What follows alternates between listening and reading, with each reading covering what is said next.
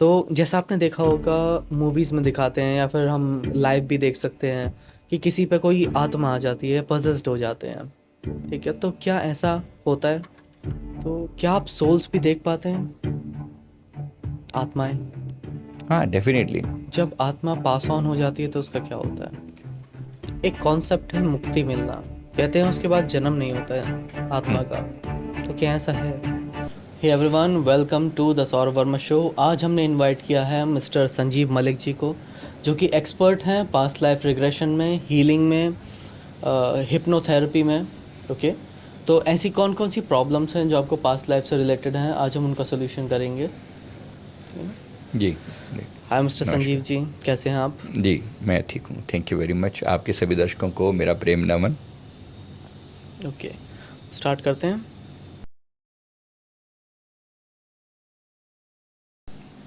तो संजीव जी, आपकी spiritual journey की स्टार्टिंग कैसे हुई? माता पिता शुरू से ही इस लाइन में थे, मतलब स्पिरिचुअलिटी की तरफ इंक्लाइंड थे। मेरी एज लगभग 9 इयर्स की रही होगी जब से जो है तब से मेरे गुरुदेव से, श्री परमहंस सतगुरु जी हैं, उनसे नामदान मिला, दीक्षा मिली, तो तब से मेरी जर्नी चालू है। पिछली, इससे पहले की जन्मों की बात करूँ तो मैं लगभग अपने 200 जन्म देख चुका हूँ पीछे जाकर। तो ये यात्रा तो बहुत पहले से चली आ रही है। मेरी अलग अलग रूपों में, अलग अलग तरह से बहुत जन्म हो चुके हैं। टोटल 1 लाख से ज़्यादा जन्म हो चुके हैं, जिसमें से ये जो मैंने 200 जन्म देखे हैं उसमें अलग अलग रूपों में संसार में आकर डिफरेंट डिफरेंट प्लैनेट्स पर भी मैंने सर्व किया है, और यहाँ पर भी आके जो मौका मिला है, इस धरती पर भी बड़े जन्म हो चुके हैं, तो यहाँ पर ये सेवा चल रही है। तो ये बहुत इंटरेस्टिंग चीज़ है कि आप अपने 200 जन्म देख चुके हैं। तो क्या आप सोल्स भी देख पाते हैं, आत्माएं?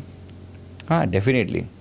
एज ए हीलर जब हमारी लोगों से डील होती है, तो जैसे सबसे पहली जो चीज़ होती है ना, कि जब आप किसी व्यक्ति से मिलते हो तो उसकी वो तो नज़र आता ही आता है फिजिकल प्लेन में।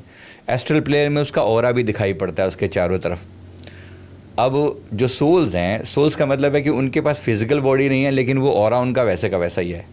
तो इनको हम जब देखते हैं तो बड़ा, अब उनके अलग अलग इमोशंस समझ में आते हैं।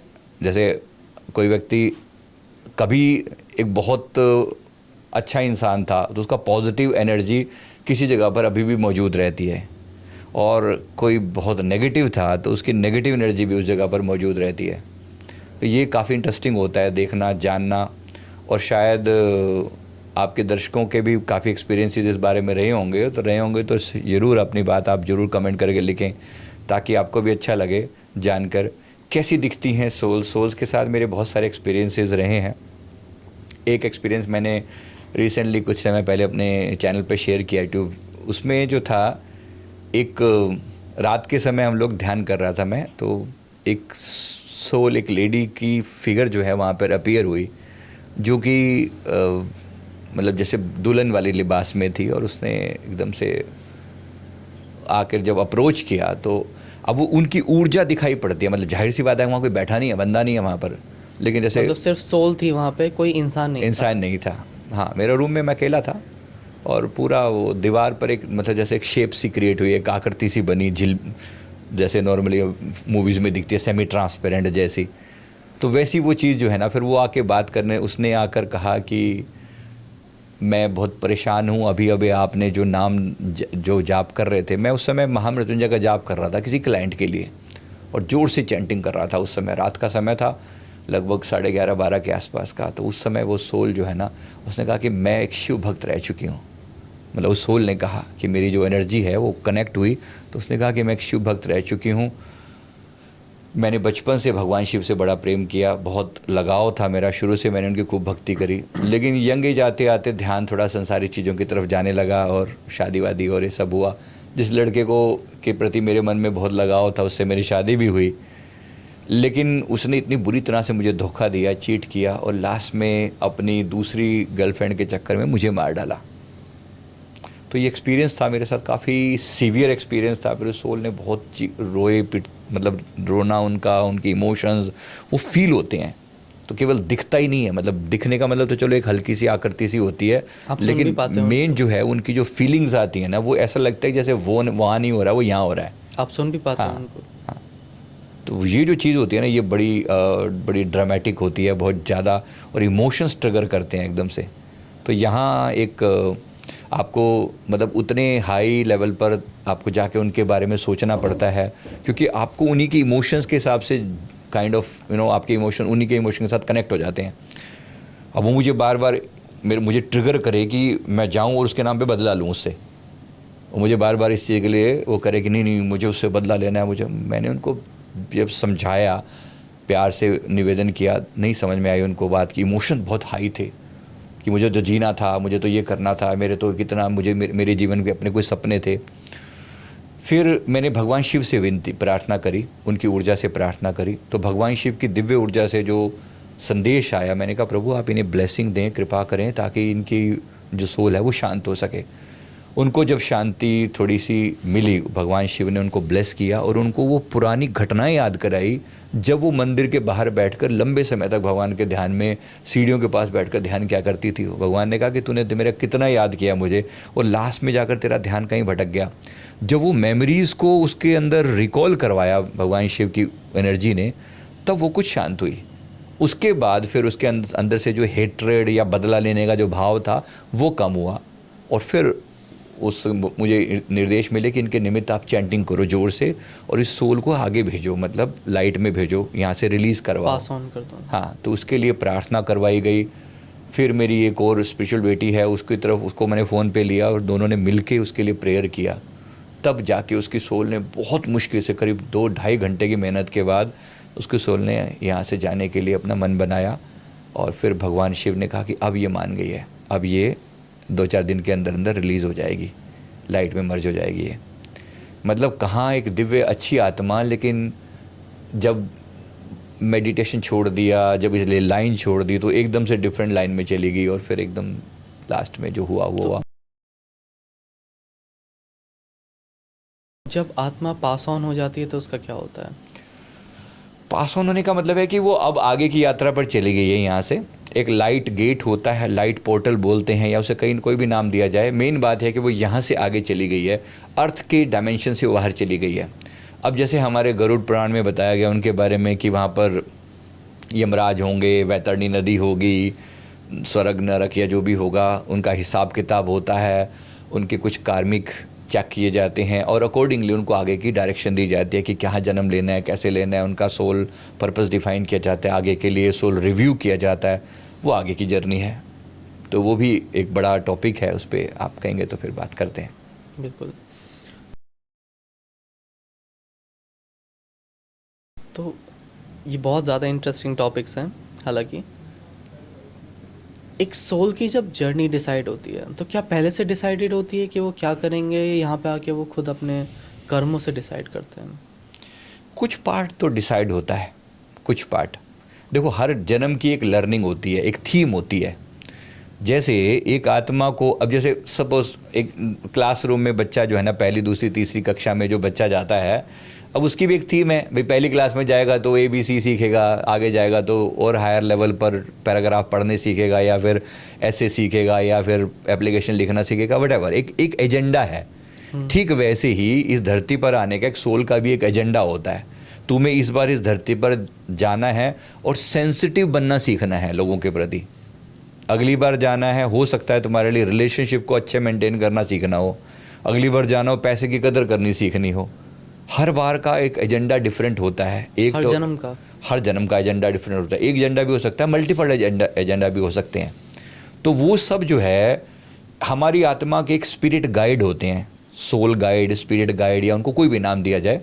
वो और सोल के मिल के डिसीज़न होता है कि इस जीवन में मेरा टॉपिक क्या होगा। जैसे आपने किसी ने किसी पर्सन को किसी काम से भेजा, बाद में अगर आप उससे रिव्यू लेते हो, पूछते हो भी काम किया कि नहीं किया, जिसके लिए तुम्हें पैसा देके भेजा था, तो काइंड ऑफ ऐसे एक सोल रिव्यू होता है। तो पिछले जो जीवन था उसका रिव्यू, और फिर आगे के लिए एजेंडा डिसाइड किया जाता है। पिछला जो जीवन था उसका रिव्यू होता है पूरा कि भाई तुमने कहाँ पर गलती करी, कौन सा काम ठीक किया, कौन सा ख़राब किया। मेरे एक मित्र हैं, उनका मैंने जब पास्ट देखा था, इस जीवन में उनके जो लाइफ पार्टनर है, जो वाइफ उनकी है, बहुत ही उनका स्वभाव जो है काफ़ी टफ है, वेरी डिफ़िकल्ट टू डील। मैंने उनके पिछले जन्म देखे भी, क्या उन्होंने आके पूछा कि भाई ये मुझे ये क्यों मिली है। तो मैंने उनके पिछले जन्म देखे, और पिछले जन्मों में उसने जो यात्रा करी थी, हमेशा उसकी ये वाइफ लगभग 4 जन्मों से साथ है। तो उसने देखा कि बहुत अच्छे से डील कर रही है, हर बार इनका बहुत प्यार भरा रिश्ता था। फिर एक पिछले जीवन में इसने किसी दूसरे मित्र ने, इनके पिछले जीवन में इनके किसी दूसरे मित्र ने इनसे पूछा कि मतलब उनकी वाइफ को कोई प्रॉब्लम थी, उनकी रिश्ते में गड़बड़ थी। तो इसने उनका मजाक उड़ाया। इसने कहा कि क्या तुम भी ना ऐसे रिश्ते में मेरी तरह मेंटेन करके रखो, तुम्हें पता चलेगा। अब बेचारा जो भी था, उसकी कंडीशन थी। इन्होंने जब मजाक उड़ाया उसका, तो परमात्मा ने जैसे मान लो उनको एक चैलेंज दिया। तो तुम देखते हो, तुम लगता है ना कि तुम ऐसे जी सकते हो, तो तुम देखो ज़रा इस बार। तो इस बार तुम्हें चैलेंज के रूप में वैसी वाइफ दी गई है, अब ज़रा डील करके दिखाओ। तो लिटरली एक चैलेंज था, क्योंकि इन्होंने किसी के लिए सोचा मजाक उड़ाकर कि भाई तुम मतलब, अब किसी का लाइफ पार्टनर अगर इस प्रकार से उसका मिसबिहेव करता है या कड़वा बोलता है या उसका बिहेवियर कंफर्टेबल नहीं है, तो ऐसे व्यक्ति से, ऐसी चीज़ों से कैसे डील किया जाए, ऐसे रिश्तों से कैसे डील किया जाए। तो इसकी सोल का एजेंडा पिछली बार और था, इस बार इसका एजेंडा और हो गया। इस प्रकार इसकी जो लर्निंग है हमेशा वो बदलती रहती है, बेस्ड ऑन कि इसने पिछली बार क्या सीखा था और अगली बार इसको सोल की ग्रोथ के लिए क्या सीखना चाहिए। तो हर बार का एक एजेंडा होता है, डिफाइन किया जाता है अकॉर्डिंगली, और उतने ही चैलेंजिंग लोग दिए जाते हैं जिस हिसाब से ये सोल ग्रोथ करके अपने उस चैलेंज को मीट करते हुए और फिर वो ग्रो करे। एक कॉन्सेप्ट है मुक्ति मिलना, कहते हैं उसके बाद जन्म नहीं होता है आत्मा का, तो क्या ऐसा है? हाँ, डेफिनेटली। जब सोल ने अपनी पूरी मैच्योरिटी के साथ अपनी वो लर्निंग ले ली है ना, जो लर्निंग लेने के लिए आई थी पूरी मैच्योरिटी के साथ, ठीक वैसे जैसे हमने कभी सारी क्लासेस पहली दूसरी तीसरी चौथी क्लास पास करी, प्राइमरी किया, सेकेंडरी किया, ग्रेजुएशन किया, पोस्ट ग्रेजुएशन किया, लास्ट में हो गया मैंने सब पढ़ लिया, अब मुझे पता है। सोल का भी ऐसे ही एक मैच्योरिटी का लेवल होता है ना। जब उसने सारी लर्निंग ले ली है तो डेफिनेटली एक समय के बाद जो है वो सोल अब अपनी पुरानी सारे कार्मी क्लियर कर चुकी है, तब वो मुक्ति के लायक हो जाती है। दूसरा, वो अपनी पूरी लर्निंग ले चुकी है। तीसरा, अब उसकी कोई नई डिमांड नहीं है। हर बार ऐसा होता है कि आप, जैसे मैंने अभी एग्जांपल दिया, वो बंदा बाकी सब चीज़ों में बड़ा अच्छे से चल रहा था, अगर वो चाहता तो पिछली बार ही मुक्त हो सकता था। मतलब उसकी कंडीशन इतनी अच्छी हो चुकी थी कि वो सारे के सारे टॉपिक्स पे ठीक काम कर रहा था, लेकिन एक टॉपिक पे वो अटका इस चीज़ के लिए। उसको लगा कि भाई ये इसमें क्या बड़ी बात है, भाई तुम्हारा लाइफ पार्टनर अच्छा है तो तुम उस बंदे के लिए कुछ भी थोड़ी बोल दोगे, प्रकृति का अपना एक नियम है। तो जब उसकी लर्निंग यहाँ कंप्लीट हो रही थी तो उसको वो कंप्लीट कर सकता था। यानी सोल के पास अगर कोई नेक्स्ट जन्म लेने का एजेंडा नहीं बचा, अब वो मुक्त हो सकती है। तो इसके लिए मतलब इतनी अगर मैच्योरिटी हो किसी के अंदर कि अब उसको, पहली बात तो मतलब अगर सच में पूछा जाए कि सिम्टम क्या होंगे कि किस बंदे की सोल मुक्त होगी कि नहीं होगी, तो मुक्ति का जो सिम्टम है सबसे पहला है कि उसके पास कोई जन्म लेने का एजेंडा नहीं बचा, उसकी लर्निंग कंप्लीट हो चुकी है और उसके अंदर कोई ग्रज नहीं है किसी के प्रति। उसने अपनी सारी पुराने लोगों को माफ़ कर दिया है और अगर जो जिसके साथ उसका जो कार्मिक अकाउंट था वो क्लियर कर दिया है। अगर ऐसा है तो ये सोल मुक्त हो सकती है, इसको दोबारा आने की ज़रूरत नहीं है फिर। ठीक है, तो उनके कर्म डिसाइड करते हैं कि उनको मुक्ति मिलेगी? डेफिनेटली उनके कर्म डिसाइड करते हैं और उनकी फ्री विल भी डिसाइड करती है। उनके पास्ट लाइफ के कर्म क्या इस लाइफ में भी इफेक्ट कर सकते हैं? नहीं, पास्ट लाइफ के कर्म ही इस लाइफ में इम्पैक्ट करते हैं। पास्ट के कारण ही आप इस जीवन में जो भी समस्याएं झेल रहे हो, है तो पास्ट के कारण ही ना। आपके जीवन में मुख्य तौर पे 5 तरह की समस्याएं होती हैं किसी भी इंसान की, जो बात करें नॉर्मली। रिश्तों की समस्या होगी, रिलेशनशिप है ना, रिलेशनशिप इश्यूज़ लगा लो, मनी इश्यूज़ लगा लो, मेंटल प्रॉब्लम जो जीवन में आती हैं, या फिर अगर स्पिरिचुअल प्रॉब्लम है तो वो लगा लो, फाइनेंशियल। तो जो भी आपने पिछले जीवन में जिस हिसाब से किया होगा, उस जीवन में उसके साथ वैसी चीज़ें घटित होती हैं। अब किसी व्यक्ति ने, मान लीजिए पिछले जीवन में अगर उसका फिनेंशियल बिहेवियर ठीक नहीं था, पैसे की कदर नहीं थी, माता पिता ने खूब पैसा रखा लेकिन कदर नहीं करी उसकी, या गंवा दिया, या फिर या फिर समझो किसी का पैसा लिया और लौटाया नहीं। अब इस व्यक्ति को डेफिनेटली चैलेंज दिया जाएगा पैसे को लेकर, क्योंकि पिछली बार तुमने उस चीज़ के साथ बिहेव ठीक नहीं किया। पैसा एक एनर्जी है, उसके हिसाब से इसी तरह से एक पार्टनर भी एक एनर्जी है। अब लाइफ पार्टनर के साथ किसी ने ठीक से डील नहीं किया, अपनी पत्नी के साथ ठीक से उसको रिगार्ड नहीं दिया, जिस प्रकार से सम्मान प्रेम होना चाहिए था वो नहीं था। सिमिलरली, या फिर अपने पति के प्रति सिमिलरली अगर किसी ने ऐसा नहीं किया तो उसको वही लर्निंग लेने के लिए ही इस जीवन में जो है आना पड़ रहा है, और वही समस्याएं उसके जीवन में आ रही हैं जो वो पहले से करके आया हुआ है। मेरे एक व्यक्ति का मैंने पास देखा, इनकी बुजुर्ग हैं, इनकी एज लगभग 64 के आसपास की एज है, और इन्होंने आकर कहा कि मेरी वाइफ ना मुझे पीटती है, मारती है। मतलब उस हद तक उसने कहा कि मेरे ऊपर हाथ उठाती है और बुरी तरह से मुझे टॉर्चर करती है। हमने देखा भी, इतना सरप्राइजिंग लगा। और कहने को पैसे वैसे की कोई कमी नहीं है, सब अच्छा है, बेहतरीन है, तो भाई छोड़ क्यों नहीं देते? नहीं, छोड़ नहीं सकता। उन्होंने अपनी कुछ मजबूरी बताई कि भाई नहीं, छोड़ भी नहीं सकता। अब पास्ट देखा हमने तो पता ये चला कि ये पास्ट लाइफ में ये जो लेडी है, ये इनके घर की एक नौकरानी थी, सर्वेंट थी, और ये मतलब एक जैसे धोबन थी, धोबी का काम करती। ये अपने कपड़े उसको देता और धोने के लिए, और वो जो है इसकी वाइफ उस समय नहीं थी, और वो उसको जो जब भी देता उसके कपड़े में अगर हल्का सा भी कुछ प्लस माइनस हो जाए, मतलब वो दाग वाग रह गया, छोटा मोटा भी कुछ ऐसा रह गया ना, डंडा वही थापी लेके, जिससे वो कपड़े धोते थे ना, वही थापी लेके उसको मारा करता था। तेरी हिम्मत कैसी हुई, तूने ऐसे कर कैसे दिया? इतना बुरी जन्म में वो धो रही हैं, अभी जन्म में बिल्कुल वही थापी उल्टी रिवर्स चल रही है। अब कुदरत का खेल देखो, जो जैसा करेगा हिसाब तो उसके साथ उसी तरह से होगा।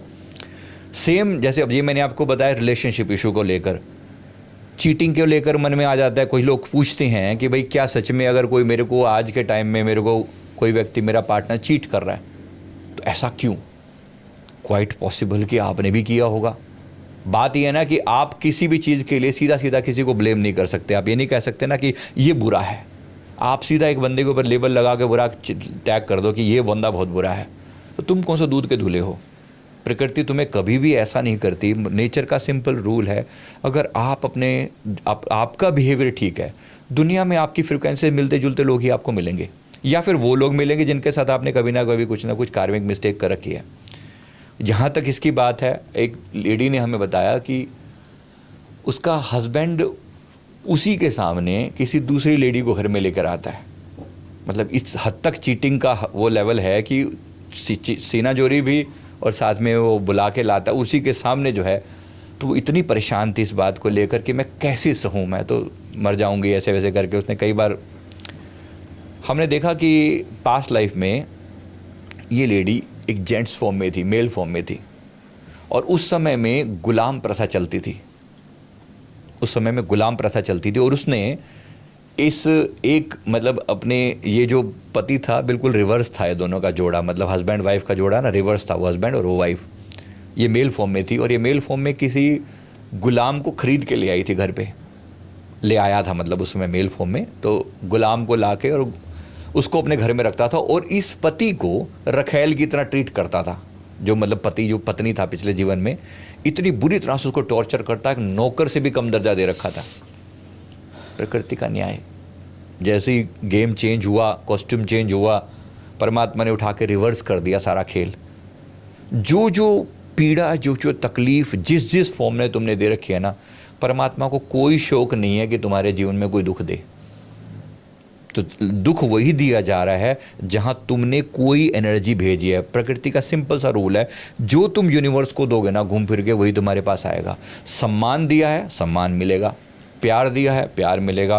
पैसा दिया है, पैसा मिलेगा, भर भर के मिलेगा, अगर तुम्हारे अंदर उस चीज़ के प्रति स्वीकार भाव है तो। अगर तुमने दिया है तो, और अपमान किया है तो अपमान मिलेगा। पीड़ा दी है और थापी मारी तो देख लो थापी मिली वापस। बिल्कुल वैसे ही प्रकृति किसी के साथ कोई किसी तरह का भेदभाव नहीं करती कि अच्छा है या बुरा है या ऐसा या वैसा है। एक वैद्य हैं, मतलब आज के टाइम के एक डॉक्टर हैं, MBBS MD, और उसमें भी डबल लेवल पर, यानी सुपर स्पेशलिस्ट जैसे कहते हैं, वो उस लेवल के MD हैं। उन्होंने हमसे पूछा कि मैं इतनी हाई लेवल पर हूँ, मेरी इतनी अच्छी एजुकेशन है, उसके बावजूद भी मेरे क्लिनिक पे ग्राहक नहीं फटकता, पूरे पूरे दिन बैठा रहता हूँ, ये हालत है। बड़ा अजीब लगा हमें भी। बड़े अच्छे लेवल के हैं, मैं नाम नहीं ले सकता ऑब्वियसली।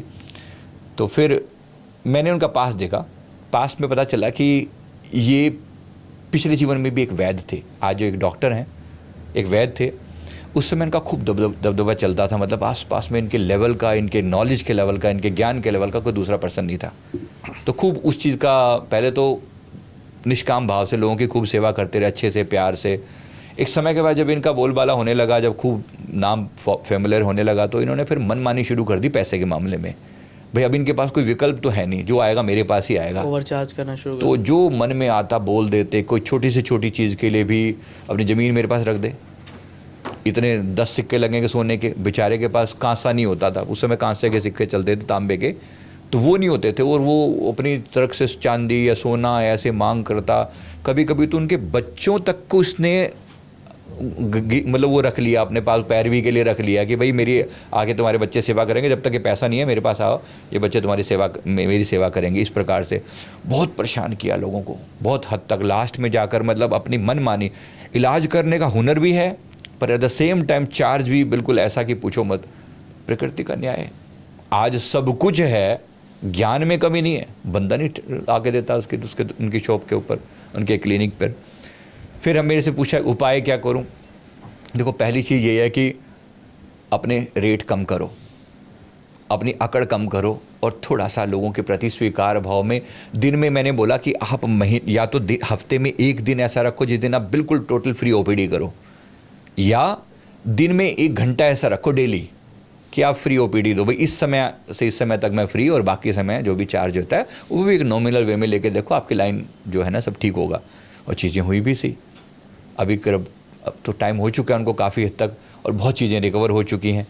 पर प्रकृति का न्याय वही है कि अगर आप कुछ करेंगे ही नहीं, आप जैसा मतलब जो आपने बिहेवियर किया, जो आपने इनपुट दिया, घूम फिर के वही आपके पास बूमरैंग बन के आ जाता है।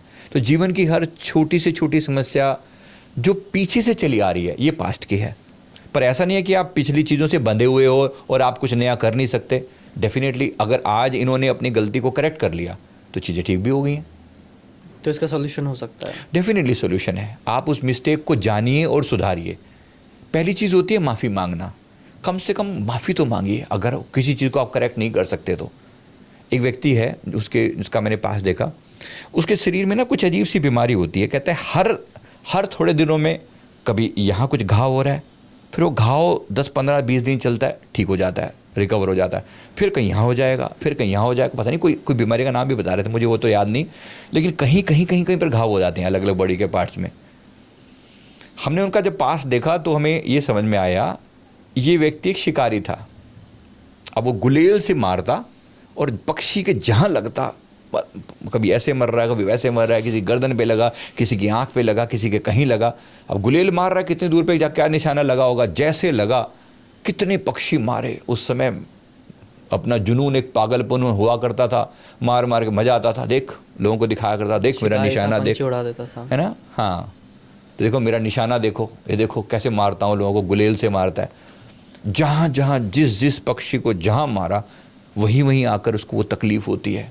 कोई बीमारी ऐसे चल जाए 15, 20 दिन, 30 महीना ऐसे चलेगी, धीरे धीरे ठीक भी हो जाती है। कुछ शुभ कर्म भी किए होंगे, मतलब ऐसा नहीं है कि वो घाव सदा के लिए ख़त्म हो रह जाता है। तो प्रकृति का अपना एक नियम है, आप जो करोगे कहीं। अब उसको ले प्रायश्चित की बात थी, भाई प्रायश्चित क्या होगा, सीधी सी बात है। पहली चीज़ तो माफ़ी मांगो, क्योंकि जिन पक्षियों के प्रति तुमने उनकी सोल को उस समय हर्ट किया, अब वो तो पता नहीं कहाँ होंगे उनकी सोल्स, लेकिन तुमने हर्ट किया, तुम तो माफ़ी मांगो कम से कम।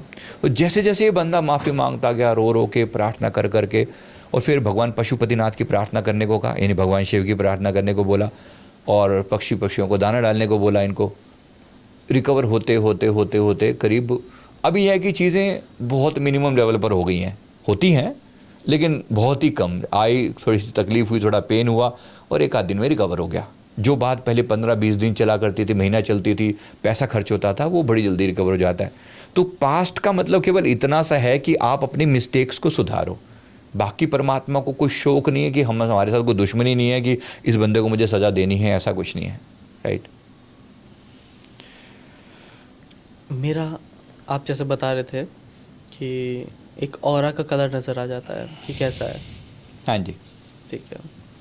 तो मुझे देख के आपको क्या लगता है कैसा ऑरा होना चाहिए मेरा, या कैसा है?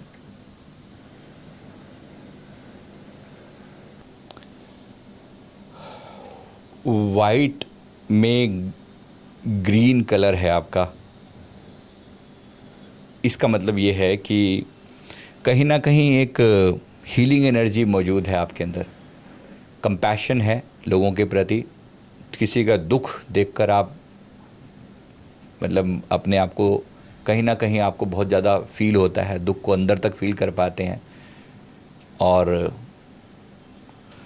सेवा भाव है मन में, दूसरों की चीज़ें ठीक हो सकें ऐसा भाव है आपका। मतलब जो ग्रीन कलर तो ये दर्शाता है, बाकी जो कलर्स ऑरा में क्या होता है, एक ऑरा की में जो प्रेजेंट कलर्स हैं वो और जो मिसिंग कलर हैं वो, इनको देख के इंटरप्रिटेशन की जाती है।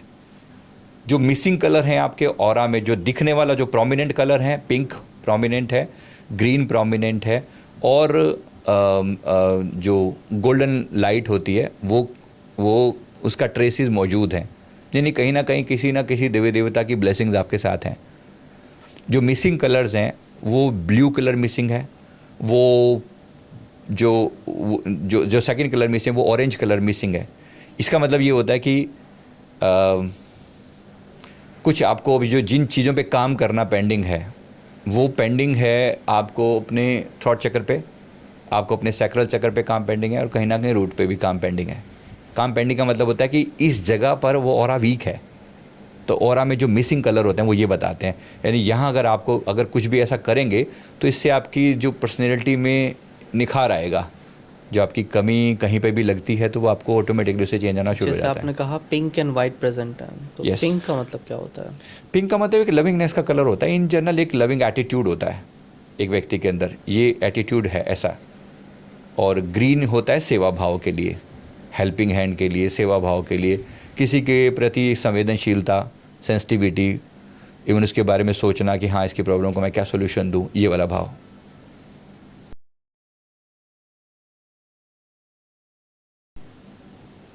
अगर ऑरा में ब्लैक कलर होता है तो क्या होता है उसका मतलब? ब्लैक कलर का मतलब इस व्यक्ति के अंदर डार्कनेस मौजूद है। डार्कनेस में सब तरह की नेगेटिविटी हो सकती है। अब ऑरा के जिस पार्ट में हो, मतलब अगर मान लो दिमाग में है, यहाँ पर डार्कनेस है, इसका मतलब ये ओवर थिंकर है, या इसके ऊपर कोई श्राप है किसी टाइप का, या किसी देवी देवता की सीरियस नाराज़गी है। डार्क कलर अगर आपके हार्ट के आसपास में हो तो किसी व्यक्ति ने बहुत बुरी तरह से बद्दुआ दे रखी है, या फिर ग्रे शेड होती है, एग्जैक्ट डार्क ना होकर ग्रे शेड होती है, तो ये पता चलता है कि इस व्यक्ति का किसी के साथ बहुत ज़्यादा गहरा द्वेष का रिश्ता, द्वेष का मतलब होता है नफ़रत का रिश्ता है कोई व्यक्ति के साथ।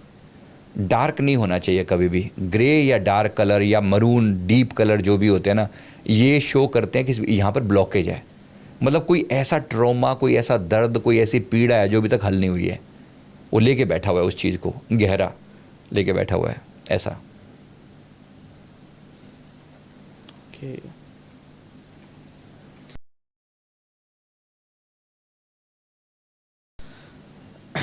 तो जैसा कि आपने बताया कि एक पति ने अपने पत्नी का मर्डर कर दिया था, ठीक है, तो अब कहते हैं कि उनकी जो सोल है वो यहीं रह जाती है, वो पास ऑन नहीं हो पाती, तो फिर उनकी सोल जाती कहाँ है? जैसे मैंने आपको शिवलोक उस लेडी का एग्जाम्पल दिया, वो ऐसी ही भटकती हैं जब तक उनके लिए कोई उपाय नहीं किया जाता। अब देखो, सोल इमेच्योर होती है तो सोल के अलग अलग लेवल हैं। अगर कोई सोल मैच्योर है तो समझदार सोल होगी, आत्मा होगी, तो जहाँ से अगर कोई ट्रॉमा हुआ भी सही, जैसे मान लो यार किसी ने उसको मार डाला, या किसी आकस्मिक किसी एक्सीडेंट में उसकी डेथ होगी फॉर एग्जांपल। अब कुछ सोल ने, उसने जीवन भर में किया क्या है, उसने जीवन भर में उसका माइंड का फोकस किस एरिया में रहा है, इस पर डिपेंड करता है। अगर कोई सोल मैच्योर इनफ है कि उसने सारे जीवन को उसने देखा कि भाई मान लो कोई व्यक्ति जीवन भर भागवत गीता पढ़ता रहा है, मेडिटेशन करता रहा है, जाप करता रहा है, उसको समझ है, लेकिन किसी भी कारण से अब डेथ हो गई, जैसे मैंने आपको उस लेडी का एग्जाम्पल दिया, डेथ तो हो गई, लेकिन कभी उनके अंदर भगवान शिव के साथ जुड़ाव था, प्यार था, भक्ति थी, तो वो ऊर्जा कहीं ना कहीं कंसोल पा रही है, हीलिंग पा रही है। अब मेरे संपर्क में आई तो चलो फाइनली हील हो गई और रिलीज़ हो गई यहाँ से, लेकिन अगर वो ना आती तो रिलीज़ ना होती और लंबे समय तक भटकती जब तक कोई अप्रोप्रिएट उपाय उनके लिए ना किया जाता। जब तक या फिर उनकी एज ना हो जाती, मतलब एक्चुअली जितना जीवन नेचर ने, परमात्मा ने उनके लिए लिखा था, मान लीजिए 70 साल का जीवन लिखा था, 40 साल की एज में उनकी डेथ हो गई, तो बाकी के 30 साल लगभग उनको यहीं आसपास में जाना पड़ता है, भटकना पड़ता है, या जब तक उनके लिए कोई स्ट्रॉन्ग सॉलिड पावरफुल उपाय ना किया जाए। वो उपाय क्या होता है, जब तक इस सोल को, मतलब उसके अंदर नफ़रत के भाव, गुस्से के भाव, नेगेटिविटी के भाव ख़त्म नहीं होते, और वो दुश्मनी का भाव लेकर बैठी होगी, मुझे बदला लेना है, तो ये बदला लिए बगैर नहीं जाएगी फिर ये यहाँ से। अब या कोई इसको समझाने वाला हो, कोई किसी ना किसी रूप में कोई शुभ कर्म कर रखे थे, कोई पुण्य कर्म कर रखे थे, इनके घर में कोई पाठ करवाया जाए, कोई सत्यनारायण पूजा की जाए, या फिर इनके निमित्त कोई जाप करे, इनके भगवान के आगे प्रार्थना करे, माफ़ी मांगे, तो सोल रिलीज़ हो सकती है। नहीं तो भटकना मतलब श्योर है, फिर कोई ऑप्शन नहीं है। तो ये सेम चीज़ पेरेंट्स के लिए भी होती है, जैसे पेरेंट्स की डेथ हो जाती है तो उसके बाद? नहीं, देखो, दो बात मैंने कही ना, एक है जो टाइम्ड डेथ होती है, यानी काल मृत्यु और अकाल मृत्यु, इसे ये कहा जाता है हमारे शास्त्रों में।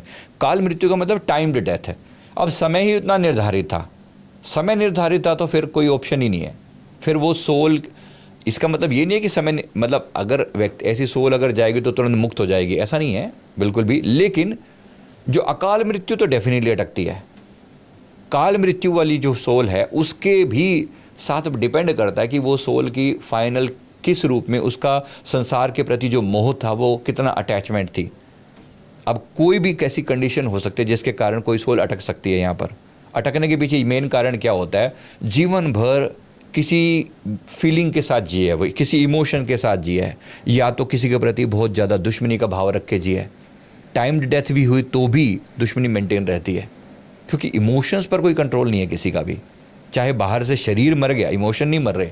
इमोशन एक एनर्जी क्रिएट की। मैं अगर आपके प्रति दुश्मनी का भाव लेकर रखता हूँ, इन जनरल आप सोच के देखो, कोई भी व्यक्ति किसी के प्रति अगर दुश्मनी का भाव लेकर रखता है, क्या सच में ये व्यक्ति जब मरेगा तो क्या दुश्मनी खत्म हो जाएगी? नहीं होती। और बस जैसे वो ख़त्म नहीं होती, ये फीलिंग बनी रहती है कि मैं इसे छोड़ूंगा नहीं, इसने मेरे साथ ऐसा बुरा किया था, मैं इसे छोड़ूंगा नहीं। तो ये जो फीलिंग है ना, ये फीलिंग, इसी को संस्कार बोलते हैं।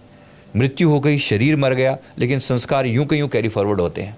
ये आत्मा इन्हीं संस्कारों के साथ जाती है। और अगर कभी अगर रूप बदल के आएगी भी सही, मतलब दूसरा जन्म लेके भी आएगी ना, उस व्यक्ति के साथ डे वन से आपके मन में नफरत पैदा हो जाएगी।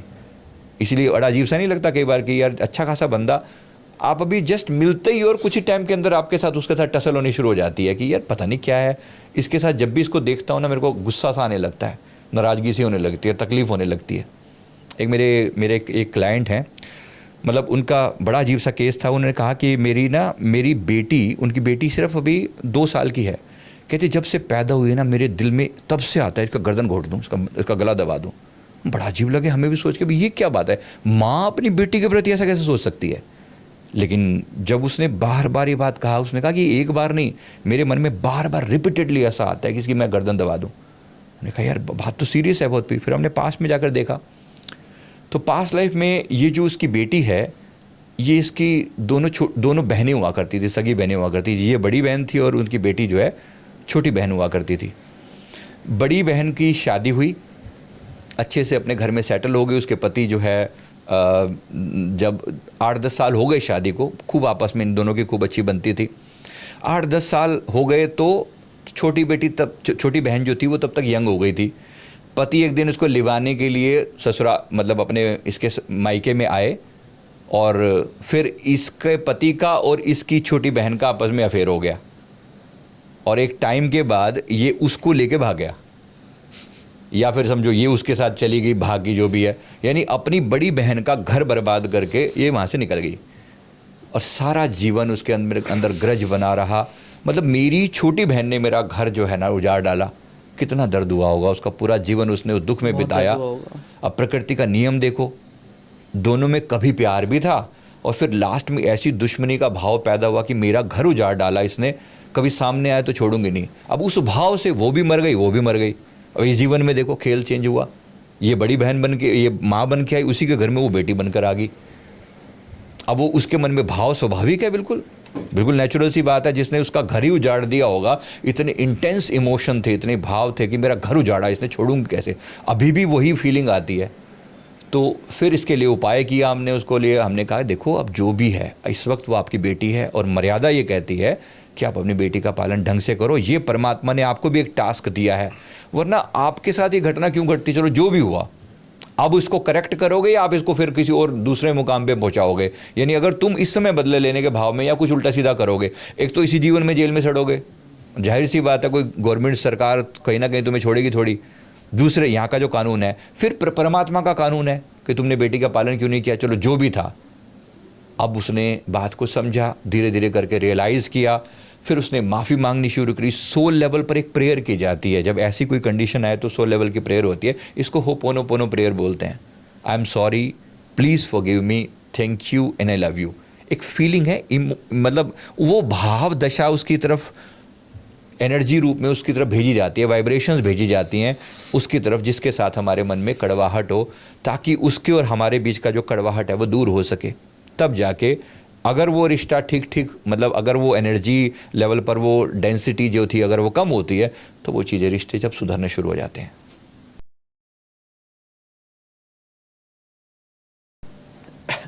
तो जैसा आपने देखा होगा मूवीज़ में दिखाते हैं या फिर हम लाइव भी देख सकते हैं कि किसी पे कोई आत्मा आ जाती है, पजेस्ड हो जाते हैं, ठीक है, तो क्या ऐसा होता है? डेफिनेटली ऐसा होता है। एनर्जी फॉर्म में आत्मा वो गई तो नहीं है, जैसे मैंने अभी आपको एग्जांपल दिया है ना।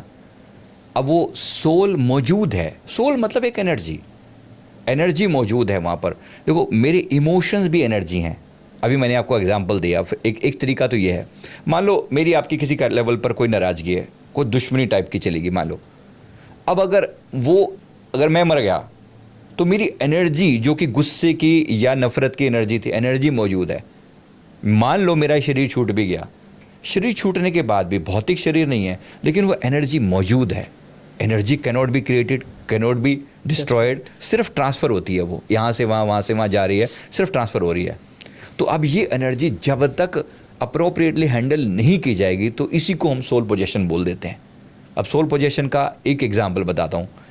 मेरे एक क्लाइंट है, उन्होंने आकर हमें बताया कि मैं बचपन से अब तक जितनी भी मैंने मतलब जीवन जिया है ना, मुझे बार बार अपमान मिला है। ऐसा लगता है जैसे कोई मेरे इस चीज़ के पीछे ही पड़ा है कि मेरा कहीं से सम्मान होने ही नहीं देना, किसी भी रूप में मेरा आदर होने नहीं देना। मेरे को हर जगह दुत्कारा जाता है। मैं जितना मर्जी करूं, लोगों की कितनी हेल्प कर लूं, लास्ट में मुझे गालियां पड़नी है। तो मैं ऑब्वियसली उनका नाम नहीं ले सकता, लेकिन उन्होंने नाम लेके बोला कि भी मेरा नाम ना इन लोगों की हिट लिस्ट में रहता है कि मैं जितना किसी के साथ भला कर लूँ मेरे को गाली पड़नी है। बुरा हमें भी लगा, उनको भी लग रहा था। उनकी वाइफ साथ में थी, काफ़ी परेशान थे भाई, सारा जीवन बीत गया, यहाँ से गालियाँ मिली, वहाँ से मिली, उसको भला किया, उसका भला किया, उसका भला किया। लेकिन अब इनका हमने पास जब देखा, पिछले जीवन में ये एक साहूकार थे, पैसा ठीक ठाक सा था, गांव के साहूकार थे, गांव के लेवल पर। अब उस समय गांव में क्या होता था, मतलब जैसे कुआं भी एक बड़ी बात हुआ करती थी गांव में। पैसा मतलब एक कुआं खुदवा रखा था इन्होंने, पानी होता नहीं था, पानी की दूर दूर तक कमी थी। जिस एरिया में थे, मध्य प्रदेश के किसी जगह की जन्म था इनका, जबलपुर के आसपास का। तो जिस एरिया में थे पानी की बहुत कमी थी वहाँ पर, तो पानी की इन्होंने अपने घर पे ही कुआं खुदवा रखा था। मतलब उस समय कुआं खुदवाना यानी आज एक बहुत बड़ी बात हुआ करती थी, क्योंकि कोई तरीके तो मौजूद थे नहीं। अब इनके पास था तो आसपास के लोगों को ये पानी नहीं पीने दिया करते थे। जो भी हो, जो हमारे आगे झुकेगा वो पानी पिएगा, नहीं तो फिर गुस्सा, अपनी नाराज़गी, अपना एक उस समय ये भी एक ईगो था लोगों का कि मेरे पास कुआं है ना। तो ये उस लेवल पर। और जो नदी वदी थी बहुत दूर थी, जैसे तैसे लोग जीते थे। जब पानी का मतलब जब बारिश होती तो ठीक है, निकल जाती चीज़ें। जब सब सूख जाता तो इनकी पूरी बौसी चलती थी उस समय में। उस समय में एक बार ऐसा हुआ कि ऐसे ही कोई दिन थे, गर्मी के बहुत भीषण गर्मी वाले दिन थे। कोई छुआछूत बड़ी चला करती थी उस समय में, भाई तुम तो नीची जाति की हो या ऐसे वैसे, तो तुम हाथ नहीं लगा सकते, ब्राह्मण ही पी सकते हैं, काइंड ऑफ ऐसा बहुत चलता था तमाशा। तो उन्होंने कुछ ऐसा ही था कि कोई नीची जाति की कोई लेडी जो उस समय थी, उसको प्यास लगी होगी, बच्चे को साथ लेकर आई थी, उसको बहुत प्यास लगी होगी, तो उसको जो है वो पानी निकालने लगी, वो पानी उसमें कुएं से। और उसने पानी तो पी लिया, लेकिन इसने देख लिया, इसके बंदे ने आके बोल दिया इसको कि तुम्हारे, उसने लेडी ने, तो ये इतना चिल्लाया उसके ऊपर, इतना गुस्सा मतलब ह्यूमिलेट किया। वो बाल्टी वाल्टी जो भी उसने यूज़ करी थी वो पानी उस समय में, उसको लेकर उसके सिर पे मारा गुस्से में, वहीं मर गई वो लेडी। अब मर तो गई, लेकिन इतना उत्पात, इतना जो वो, तो अब उस लेडी की जो सोल थी ना, तब से इस बंदे के पीछे पड़ गई। मर तो गई वो उसके, लेकिन सोल ने नहीं छोड़ा कि मैंने तो पानी तो पिया तुम्हारे यहाँ पर, किया क्या है इसके अलावा। अब उसकी सोल कॉन्स्टेंटली इसकी एनर्जी से कनेक्टेड है। जैसे तुमने मुझे सबके बीच में ह्यूमिलेट किया केवल पानी पीने के लिए, मैं तुम्हें कभी भी चैन से नहीं बैठने दूंगी। अब उसकी एनर्जी इस बंदे के आसपास में मौजूद है। ये बंदा हमारे पास जब था ना, जब इसने अपनी बात कही, जब हम इसका पीलर कर रहे थे ना, वो एनर्जी एक्टिवेट हो चुकी थी। वो इतने, मतलब उसके मुंह से ही वो बुरी बुरी आवाज़ निकलनी शुरू हो गई थी। वो लेडी मतलब इसके थ्रू बात कर रही है, उसकी एनर्जी से कनेक्ट हो गई, और वो इतनी बुरी तरह से चिल्लाते बोल रही थी, क्या किया था मैंने तेरा, क्या बिगाड़ा था मैंने तेरा, ऐसा मतलब गले से आवाज़ उसकी पूरी एकदम फीमेल वॉइस हो गई। मैंने क्या बिगाड़ा था तेरा, पानी तो पिया था, मार डाला तूने मुझे, छोड़ूंगी नहीं तुझे, एक एक व्यक्ति से जब तक तेरे एक एक अपमान नहीं करवाऊंगे तब तक नहीं छोड़ूंगी। एनर्जी है, एनर्जी तो एनर्जी है। आप ठीक है, इसको किसी रूप में मानो, साइंस कुछ मानता है नहीं मानता, आई डोंट केयर, लेकिन जब बात आती है इसकी एनर्जी लेवल पर, वो चीज़ मौजूद है, गई नहीं है। फिर इस बंदे ने बार बार गिड़गिड़ा के माफ़ियाँ मांगी, बार बार प्रार्थनाएं करी। हमें करीब 2-2.5 घंटे लगे चीज़ों को कूल डाउन करते करते करते, रिक्वेस्ट करी, प्रार्थना करी, रो के पिट के, मतलब दंडवत करी इसने लेट के, जब जाके वो सोल ना शांत हुई कुछ हद तक। फिर उसके बाद उसने कहा कि हमें जो निर्देश मिले हमारे गुरुदेव से, उन्होंने कहा कि इनको कम से कम अभी 1-1.5 महीना साधना करने दो, उनके निमित्त जाप करने दो।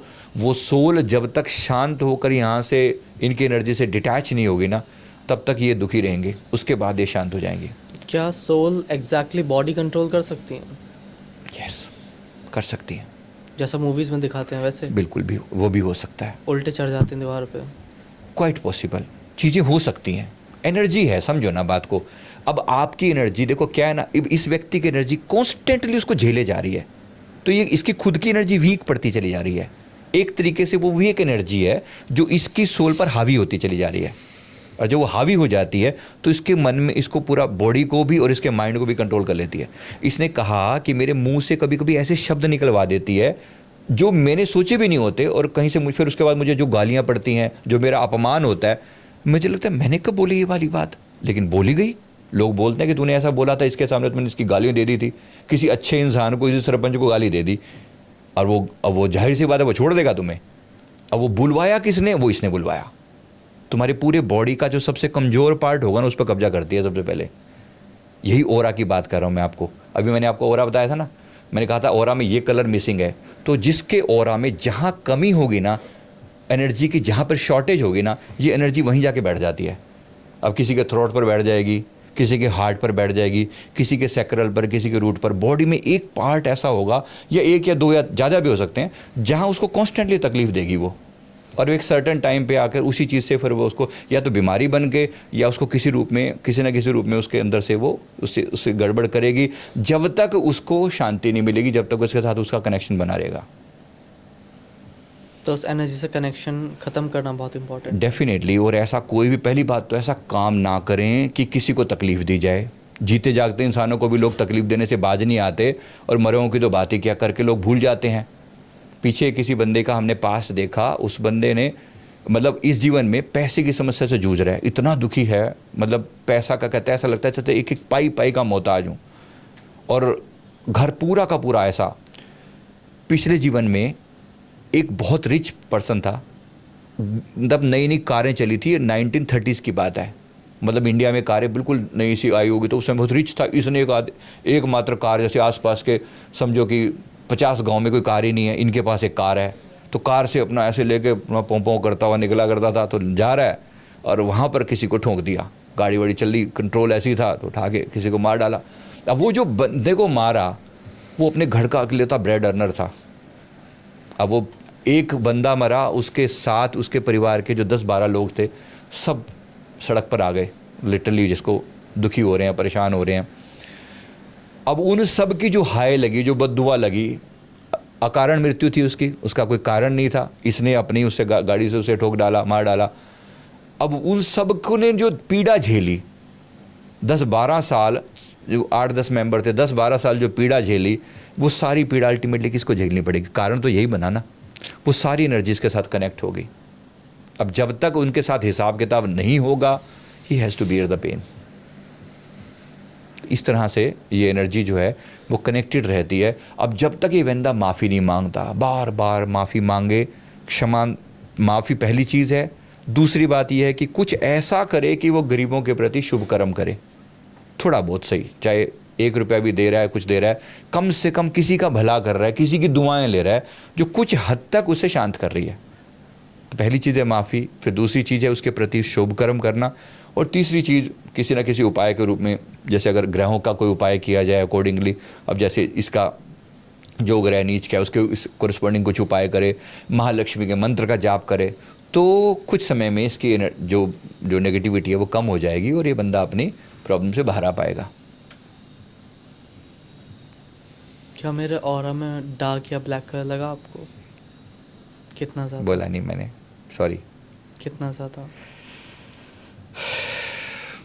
आपके हार्ट के इस साइड में है, और स्टमक के पास भी है, और ग्रे कलर मौजूद है। डार्क नहीं है? ग्रे है, बिल्कुल काला नहीं है, ग्रे है। ग्रे एनर्जी की शॉर्टेज है, प्रॉब्लम है, और कुछ प्रॉब्लम यहाँ भी है इस एरिया में। इनका क्या मतलब होता है? इसका मतलब है कि कोई एनर्जी जो है वो आपकी पूरी तरह जो खुलना चाहिए, खिलकर आपके अंदर वो जो अस्तित्व होना चाहिए ना, कोई चीज़ है जो आपको रोक रही है। कुछ प्रॉब्लम ऐसी है, शायद आपका बचपन भी में भी कुछ ट्रॉमाज आपने झेले हैं, जहाँ तक मैं फील कर पा रहा हूँ, क्योंकि एनर्जी सीधी नहीं है, ये डार्कनेस मौजूद है। मैंने जानबूझ के नहीं बोला, जाहिर सी बात है, लेकिन है, इस पे काम करना चाहिए आपको। लाइट पास ऑन की जाती है, इसके लिए कोई पावरफुल मंत्र का जाप कीजिए। आपकी ऊर्जा कहीं ना कहीं भगवान शिव की ऊर्जा से कनेक्टेड है, आप करके देखना।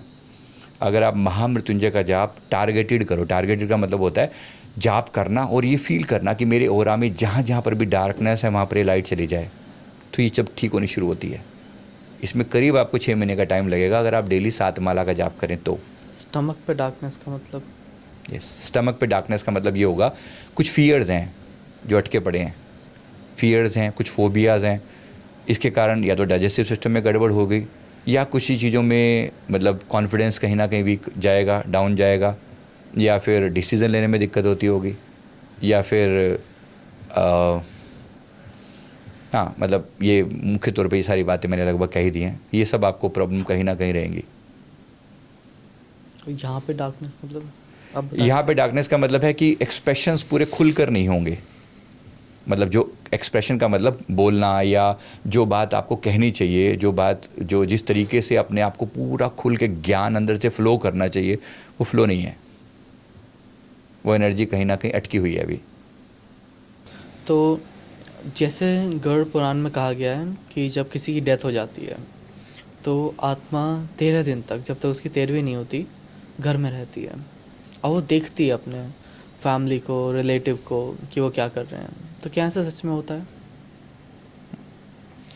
देखो, एक तरीके से आत्मा को एक रिलीजिंग पीरियड दिया जाता है, फिर गुड बाय कर लो अपना। जैसे नो ड्यू सर्टिफिकेट होता है ना कॉलेज में, समझो ऐसा ही कुछ है कि भाई आप सबसे अपना अपना एक फ़ाइनल चेक कर लो, तुम्हारे बिना भी सब धरती ठीक ठाक चल रही है।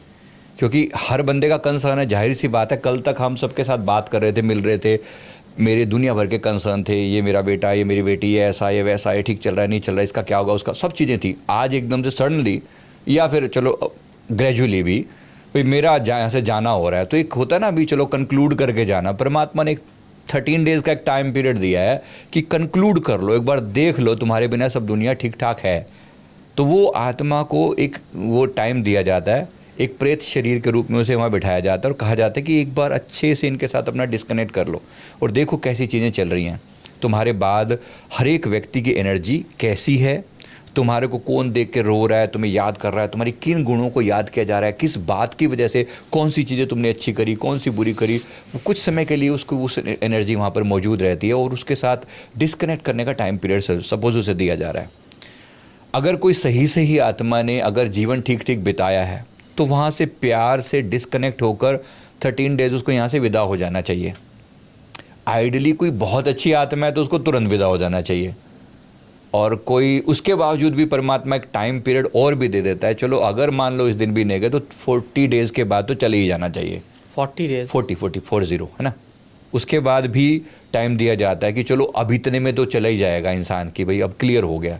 1 साल के बाद भी मनाते हैं, जैसे पुण्यतिथि मनाते हैं ना, वो भी एक तरीके का हमारा कर्म कांड है, जिसमें एक माना जाता है कि चलो हो सकता है किसी की कोई काम अटका हो, कोई प्रॉब्लम, कोई सोल के साथ कोई कनेक्शन अटका हो। तो जैसे मैं हमारी एक एम्प्लॉई थी, उसके पिताजी एक्सपायर हुए, तो जाना ही था, हम वहाँ पर गए। तो उनकी जो ऊर्जा थी वहाँ पर मौजूद थी, जिनकी क्रेमेशन में हम गए हैं, तो वहाँ उनका शरीर पड़ा हुआ है और उनकी सोल वहीं पे खड़ी हुई है। तो मैं सबको देख पा रहे थे, मैं उसी क्रेमेशन में गया तो मुझे वो दिख रहे थे, और देख रहा था वो एक एक व्यक्ति के चेहरे के पास जा कर देख रहे थे। अब सब अपनी अपनी फीलिंग्स के साथ लगे पड़े हैं, कोई वहीं पे खड़ा हुआ है, वहाँ क्रेमेशन चल रही है, लोग अपने मोबाइल पे लगे पड़े हैं। ये मतलब मेरी खुद की देखी हुई घटना है। और मैं साइड में खड़ा हुआ था, मैं प्रार्थना कर रहा था अपने गुरुदेव से। मैंने कहा प्रभु इनकी सोल को शांति दो, आनंद दो। तो वो सोल मुझे देख पा रही थी। उन्होंने फिर जब उन्होंने मुझे ये कहा, मैं मेरे पास जब आए ना, उन्होंने कहा कि मेरे गुरुदेव ने मुझे कहा कि इनसे पूछो कि तुम जा नहीं रहे क्या। मैंने उनसे निवेदन किया कि अब जा नहीं रहे अंकल। तो उन्होंने कहा कि अभी तो बेटी की बड़ी चिंता है, मतलब उनकी जो बेटी जो हमारे साथ ऑफिस में काम करती थी, उन्होंने कहा इसकी बड़ी चिंता है, इसकी शादी के बाद जाऊंगा। मेरे गुरुदेव ने मुझे कहा कि इनको बोलो कि अभी चले जाएं यहाँ से, यहाँ अटकने की ज़रूरत नहीं है, उनकी बेटी की टेक केयर कर ली जाएगी, जो उनके अप्रोप्रिएट उनके शादी वादी के कोरिस्पोंडिंग जो भी मतलब प्रकृति की तरफ से अरेंजमेंट है वो सब हो जाएगा। आप यहाँ से जाओ, आप अटको नहीं, आप अगर अटक गए तो मुश्किल में पड़ जाओगे। ऐसा करके उस सोल ने, मतलब टाइम लगा, तुरंत तो नहीं गई वो सोल, लेकिन करीब 3-4 महीने तक मुझे पता लगा कि वो चली गई हैं वहाँ से। तो ऐसा सोल को एक टाइम दिया जाता है प्रॉपरली, ग्रेजुअली, सिस्टमैटिकली वहाँ से टेक ऑफ करने का।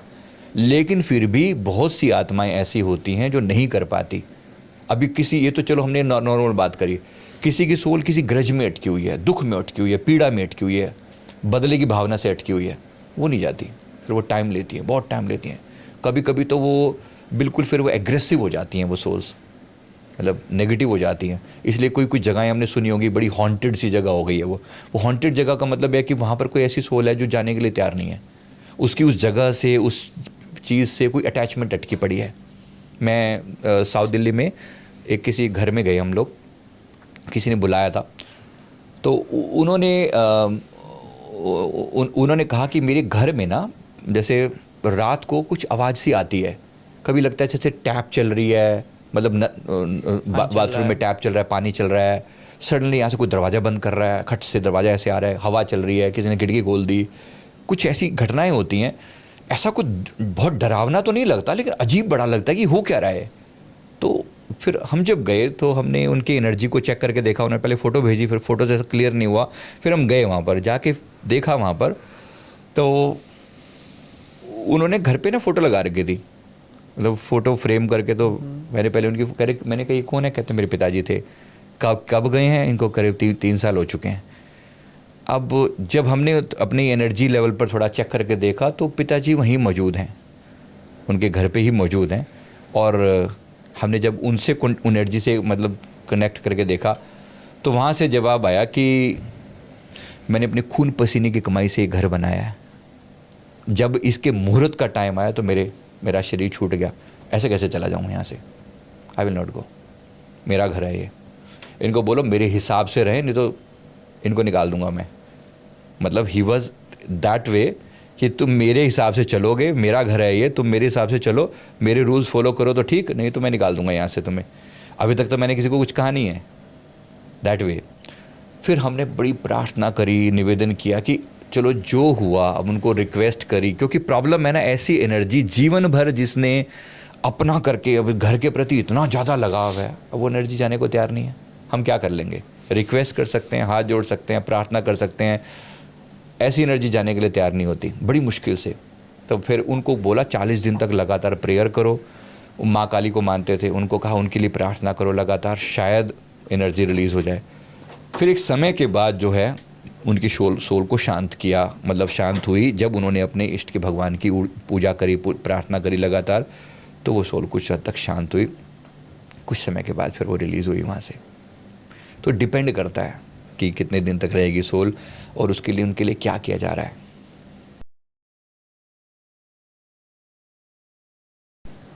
एक बहुत कॉमन क्वेश्चन है जो नॉर्मली पूछा ही जाता है कि अगर आप रात को बाल खोल के जाते हो, या आप परफ्यूम लगा के जाते हो, या आप जैसे नॉन वेज या अल्कोहल कंज्यूम करके जाते हो, तो नेगेटिव एनर्जी अट्रैक्ट होती है। क्या ऐसा सच में है? देखो ऐसी बहुत सारी, मैंने कहा ना, आत्माएं जो शरीर तो छूट जाता है लेकिन वो कहीं ना कहीं एनर्जी जोन में भी अटकी पड़ी हैं, इच्छाओं के साथ अटकी पड़ी हैं। मतलब इच्छाएं उनकी पेंडिंग है लेकिन शरीर छूट चुका है। अब वही इच्छा, जैसे ऑपोजिट जेंडर को देखने की इच्छा, अल्कोहल की इच्छा, या खान पान की इच्छा, नॉनवेज खाने की इच्छा, ये सब चीज़ें यूं की यूं बरकरार हैं, लेकिन शरीर नहीं है उनके पास। वासना के रूप में, डिज़ायर के रूप में, इच्छा के रूप में वो चीज़ मौजूद है, एनर्जी। इसी को नेगेटिव एनर्जी बोलते हैं। इसी को आम भाषा में भूत प्रेत, ऐसा कोई वर्ड बम लगा ले, होती हैं चीज़ें, डेफिनेटली होती हैं, और ये मना किया जाता है। और सीरियसली मैंने तो इन चीज़ों को होते हुए देखा है।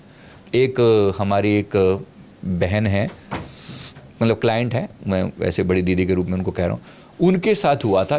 एक एनर्जी ने इतनी बुरी तरह से उनको परेशान कर रखा था, पजस कर रखा था। नेगेटिव घटनाएं, घर में ऐसी तोड़ फोड़ सी, उटपटांग सी हरकतें होने लगी, शुरू हो गई थी। बच्ची बीमार रहने लगी, वो खुद बीमार रहने लगी, पेट में क्रैम्प्स उठते थे, बड़े परेशान रहती थी, हार्ट के अंदर बड़े उनको कुछ इश्यूज आने लगे। उन्होंने कहा सडनली ऐसा कैसे हो गया? कुछ 3-4 महीने से बहुत ही ज़्यादा खराब हो गई। फिर हमसे जब कॉन्टैक्ट किया, हमने पूछा कि मतलब कि आप लास्ट जब घर से बाहर निकले थे कब निकले थे? उन्होंने कहा कि 4 महीने पहले एक शादी में गई थी। शादी में गई, और शादी में जैसे आजकल हमारे यहाँ पे सबसे बड़ी दिक्कत क्या है ना, शादियाँ भी रात को होती हैं। मेरे हिसाब से, वैदिक परंपरा के हिसाब से बिल्कुल अनुचित है रात की शादियाँ।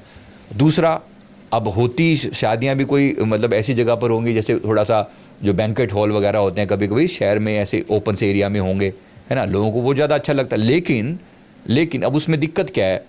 एक तो आप पूरा मतलब फ्रेगरेंस वगैरह लगा रहे हो, वो लगा के जा रहे हैं, लेडीज़ या कोई भी इन जनरल, तो वो चीज़ें डेफिनेटली अट्रैक्ट करती हैं। आप माने, कोई माने ना माने, विज्ञान की बात यहाँ पर नहीं है, बट एनर्जी मौजूद है। वो एनर्जी जिसने जीवन भर सिर्फ, जिसका ध्यान केवल अपोजिट जेंडर में ही रहा है, या जिनका ध्यान जो है ना केवल इसी चीज़ों में रहा है, सारा जीवन उसने दारू पी है, तो क्या मृत्यु के बाद उसकी दारू की लत छूट जाएगी क्या? तीसरी बात, अगर ऐसा इतना तक कनेक्ट कोई कर पा रहा है, अगर आप किसी व्यक्ति को आप देख पा रहे हैं, तो उसके बाद जो होता है, फिर आप अपने मन में इंटेंशन डालते हो। जैसे मेरा और उस व्यक्ति के बीच में एक ब्रिज है, एनर्जी का ब्रिज है जो क्रिएट हो रहा है, और उस ब्रिज के थ्रू हम बात कर पा रहे हैं। कोई संदेश देना है तो संदेश दिया जा रहा है, कोई भी मैसेज, कोई भी चीज़ ऐसी जो उसको मैसेज दिया जा रहा है। तो एक ब्रिज क्रिएट करना जरूरी है। ये ब्रिज जो है हमारे कॉन्शियस और सबकॉन्शियस माइंड के बीच में एक द्वार की तरह से काम करता है। चौथी बात, अगर इतना तक आपने मन में क्लियर कर लिया, अब रात को सोने से पहले एकदम जेंटल रिक्वेस्टिंग वे में प्रार्थना करते हुए, जैसे मान लो मेरे जो गुरुदेव हैं, मैं अगर किसी के सपने में मुझे जाना होगा तो मैं प्रार्थना करता हूँ, गुरुदेव मुझे इस व्यक्ति के से आगे, इसके इष्ट देव के आगे मैं प्रार्थना करता हूँ कि मुझे प्रवेश करने की आज्ञा दी जाए, और इस कारण से दी जाए क्योंकि मैं ये संदेश इनको देना चाहता हूँ। That should be very clear. कोई मैलिशियस बुरे इरादों से आप किसी के सपनों में प्रवेश नहीं कर सकते, मैलिशियस नेगेटिव इरादों से नहीं कर सकते। ये पॉजिटिव तरीके की मैं बात कर रहा हूँ।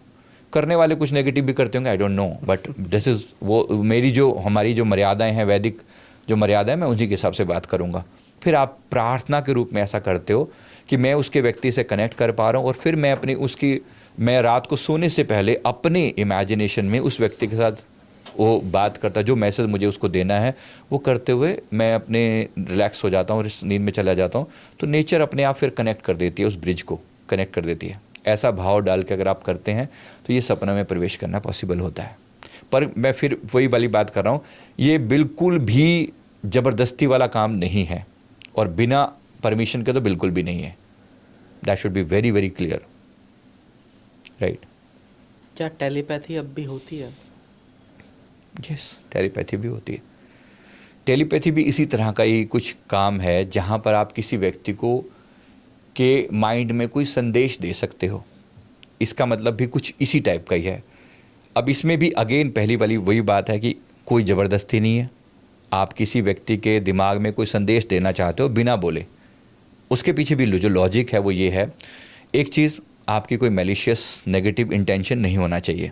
दूसरी बात, आप जो भी संदेश देना चाहते हो, किसी को अपनी बात, अपनी फीलिंग्स कन्वे करना है जो कि नहीं हो पाया, किसी से माफ़ी मांगनी है जो नहीं हो पाई, एक डायरेक्ट जाकर नहीं कर सकते, कोई व्यक्ति दूर है, मन में कोई भाव है, कोई बात रह गई जो अधूरी रह गई, उसको कंक्लूड करना है, तो वो संदेश हार्ट टू हार्ट दिया जा सकता है। इसी को टेलीपैथी बोलते हैं। मतलब हार्ट टू हार्ट, कि मैंने सिर्फ मन से सोचा और एक फीलिंग को कन्वे किया उस व्यक्ति तक। तरीका क्या है इसका? तरीका ये होता है कि पहली बात, इसको एक नॉर्मली हम लाइट बॉल के रूप में करते हैं। लाइट बॉल का मतलब क्या होता है? जो भी इंटेंशन आपको डालना है, जो भी चीज़ आपको बोलनी है ना, उसको क्लियर कट के बोला जाए कि मुझे ये वाली चीज़ इसके मन में भेजनी है, ठीक है? दूसरा, उस व्यक्ति की फ़ोटो मन में लाई जाए, उसके माथे का हिस्से पर अपना फोकस किया जाए और लगातार अपनी जो बात है, जो आपने कहनी है, अपने मन को शांत करना सबसे इंपॉर्टेंट है। आपके मन में अगर कुछ भी खटर पटर चल रही होगी ना, आप किसी के मन में कोई संदेश नहीं दे सकते। You have to cool your mind first. Secondly, अगर उस व्यक्ति का मन भी शांत होगा, ये तभी पॉसिबल है। वो भी किसी मार्केट में घूम रहा है, आप यहाँ से दिमाग में को संदेश दे रहे हो, नॉट पॉसिबल। इसीलिए जब वो थोड़ा रिलैक्स, आपको लग रहा है कि रात के 1 बजे, 11 बजे, 12 बजे, रात को थोड़ा रिलैक्स हो, तो वहाँ मैसेज भेजना आसान है। तीसरी बात, जब आप कोई मैसेज भेज रहे हैं, आपको फीलिंग के रूप में भेजना है, विचार के रूप में नहीं। मतलब मान लो आप मुझे उसको बोलना है कि तुम उठो और पानी पियो, तो मुझे क्या इमेजिन करना पड़ेगा? मैं ये नहीं कह सकता कि उठो पानी पियो, उठो पानी पियो, उठो पानी पियो, जैसे it's not like that, it's not a thought, it's a feeling. अब पानी पीने का मुझे अपने अंदर भाव पैदा करना पड़ेगा पहली बात, कि हाँ मुझे प्यास लगी है, प्यास की फीलिंग अपने अंदर जगाई, और फिर मैंने उसके ये जो फीलिंग मेरे अंदर पैदा हुई कि मुझे प्यास लगी है और मैं पानी पी रहा हूँ, अब ये जो भाव है ये मैंने उसके ऊपर प्रोजेक्ट किया। प्रोजेक्ट कैसे करते हैं? एनर्जी के फॉर्म में। तो मैंने एनर्जी का एक गोला बनाया, इस टाइप से इमेजिन करते हो कि मेरे पास एक, मतलब हाथों को जैसे रब किया ये, और एनर्जी का एक गोला क्रिएट किया ऐसे, इसको हम बॉल ऑफ एनर्जी या बॉल ऑफ फायर ऐसे कुछ बोलते हैं। फिर आप उसको एनर्जी को प्रोजेक्ट करते हो उसकी तरफ भेजने के लिए, कि मैंने जो भी अपना इंटेंशन था, जो भाव था, इसमें मैंने डाला कि मैं इस व्यक्ति को ये वाला मैसेज देना चाहता हूँ। And then you convey that, you throw it towards that person. वो व्यक्ति को एनर्जी फॉर्म में एकदम से पता चलेगा कि मेरे मन में एक विचार आ रहा है कि मुझे पानी पीना चाहिए। वो जाएगा, और हालांकि कोई प्यास लगी नहीं थी उसको, हो सकता है कुछ देर पहले ही पानी पिया होगा, लेकिन मेरे ये इमेजिन करने से उसके मन में भाव पैदा होगा, and that person will do. ये एनर्जी फॉर्म का कम्युनिकेशन है, बहुत गजब की चीज़ है। प्रैक्टिस चाहिए और एक कनेक्टिविटी का भाव चाहिए, ज़बरदस्ती नहीं और मैलिशियस इंटेंशन नहीं, कोई बुरा इरादा नहीं, तो ये चीज़ काम करती है। अगर कोई उल्टी सीधी कोई भी मन में ऐसा लेके सोचेगा तो वो खुद भी बुरा करेगा, सामने वाले का तो बुरा करेगा। It should be very clear. तो ये जितना इंटरेस्टिंग टॉपिक है, आप ये सिखाते भी हैं पास्ट लाइफ रिग्रेशन? यस। तो अगर किसी को सीखना हो तो आपसे कैसे कांटेक्ट करें? ऑफिस के नंबर्स हैं, एक बार बात कर लें। कोर्सेज होते हैं, साइकिक पावर एक्टिवेशन का कोर्स होता है, आपके अंदर साइकिक पावर, उसमें mind reading, telepathy, psycho reading ये सिखाई जाती हैं। एनर्जी रीडिंग, किसी वस्तु की एनर्जी को आप पढ़ सकते हो, फ्यूचर की एनर्जी को आप देख सकते हो, जिसके बेसिस पे हम प्रेडिक्शंस करते हैं, ये वही एनर्जी होती है। इसके लिए कोर्स होता है प्रॉपर। इसके अलावा एस्ट्रल ट्रैवल का कोर्स होता है, जो सीखना चाहें चीज़ें पॉसिबल हैं सब। तो आप एक बार नंबर बता दीजिए, किस नंबर पर कनेक्ट करें? ऑफिस के नंबर्स हैं, मैं डिस्प्ले करवा दूंगा तो याद रहेगा, मुझे भी ऑफिस के नंबर्स हैं तो सारे तो याद नहीं है। हाँ जी। तो एक लिंक भी शेयर कर देंगे डिस्क्रिप्शन में, ताकि अगर किसी को कनेक्ट करना हो आपसे तो बेहतर रहेगा। राइट,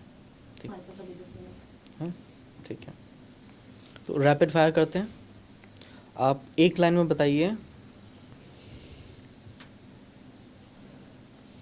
क्या आपने कभी कोई चक्रा ब्लॉक फील किया है और क्यों?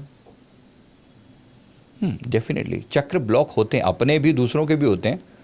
मतलब जिस व्यक्ति का जो चक्र ब्लॉक होगा, जाहिर सी बात है उसका वो एक्सप्रेशन लिमिटेड हो जाएगा। जिसका थ्रोट ब्लॉक होगा वो बोल कम पाएगा, जिसके इमोशनल चक्र हार्ट ब्लॉक होगा वो इमोशंस को फील कम कर पाएगा, मणिपुर ब्लॉक होगा तो वो कॉन्फिडेंस की कमी होगी उसको। इस तरह से चक्र की ब्लॉकेज होती है। अगर डेथ एंडिंग नहीं है तो उसके बाद आगे क्या है? दोबारा जन्म है या मुक्ति है, परम मोक्ष है। तो एंडिंग तो नहीं है, डेफिनेटली नहीं क्या है, एनर्जी डिफरेंट है। प्लैनेट्स पे भी होता है ऐसा? यस, डेफिनेटली डिफरेंट प्लैनेट्स पे भी होता है। मेरे पास ऐसे लोग हैं, इनको हम स्टार सीड बोलते हैं। ऐसे लोग हैं जो डिफरेंट डिफरेंट प्लैनेट से होकर आए हुए हैं। आर्कटूरियन प्लैनेट है, वहाँ से लोग आए हैं। प्लेडियंस है, वहाँ से लोग आए हुए हैं। एंड्रोमेडा जो गैलेक्सी है, वहाँ से लोग आए हुए हैं। इस धरती पर हैं भी वो लोग मौजूद। मार्शियन है, मार्स के ऊपर भी एनर्जी मौजूद है। तो वो सब भी लोग भी मौजूद हैं इस धरती पर, थोड़े या ज़्यादा मात्रा में। मतलब गैलेक्सी यूनिवर्स भी ट्रैवल करती हैं सोल्स? डेफिनेटली, कोई फ़र्क नहीं है। जैसे हमारे लिए इस दिल्ली के बंदे का तमिलनाडु में जन्म ले लेना कोई बड़ी बात नहीं है, परमात्मा के लिए पूरा ब्रह्मांड ही ऐसा ही है। तो मल्टीवर्स भी एग्जिस्ट करता है? डेफिनेटली एग्जिस्ट करता है। हर एक विचार, हर एक डिसीज़न आपके लिए एक डिफरेंट यूनिवर्स में एक रियलिटी के रूप में हो सकता है। तो आपकी इस स्पिरिचुअल अवेकनिंग का सबसे पेनफुल पार्ट या साइन क्या था? सबसे पेनफुल पार्ट जो था वो परमात्मा से एक इंटेंस लव की फीलिंग, जो पेनफुल बहुत थी, जिसने सारे संसार के प्रति वैराग्य पैदा कर दिया।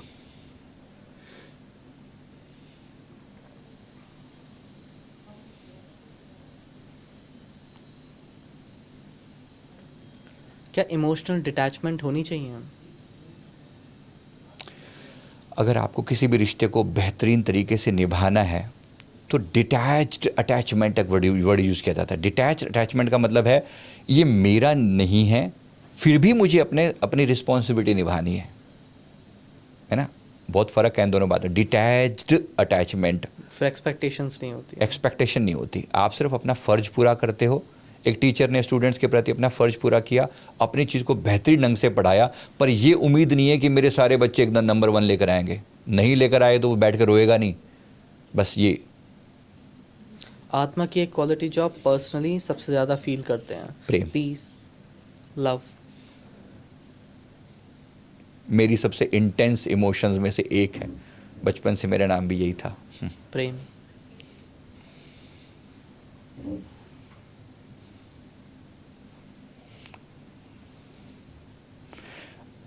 और ये प्रेम किसी व्यक्ति तक लिमिटेड नहीं होता, unlimited, infinite love for the entire universe. ऐसा। मुझसे आप कितना प्रेम करते हैं? Just like any other human being, but क्योंकि आप एक अवेकनिंग फील्ड में भी हो, इस फील्ड में के लिए जो लोग इस फील्ड के हैं ये कहीं ना कहीं मेरी एनर्जी से मैच करते हैं। उस वे में yes, too much better than any other normal beings. क्योंकि मुझे ये पता है कि आप जैसे लोग भी एक विशेष कारण से आए हैं इस दुनिया की अवेकनिंग में, कहीं ना कहीं सहयोग कर रहे हैं। जो काम मैं कर रहा हूँ, मेरी एनर्जी से मैच करने वाले लोग मुझे डेफिनेटली पसंद आएंगे उस रूप में। Yes, thank you so much Sanjeev ji. Thank you so much everyone for watching the Saurabh Verma show. मैं हूं आपका दोस्त और आपका होस्ट सौरभ वर्मा। आप देख रहे हैं the Saurabh Verma show. Thank you so much mister Sanjeev ji हमारे पॉडकास्ट में आने के लिए, लोगों को इतनी इंफॉर्मेटिव अवेकनिंग देने के लिए। Thank you.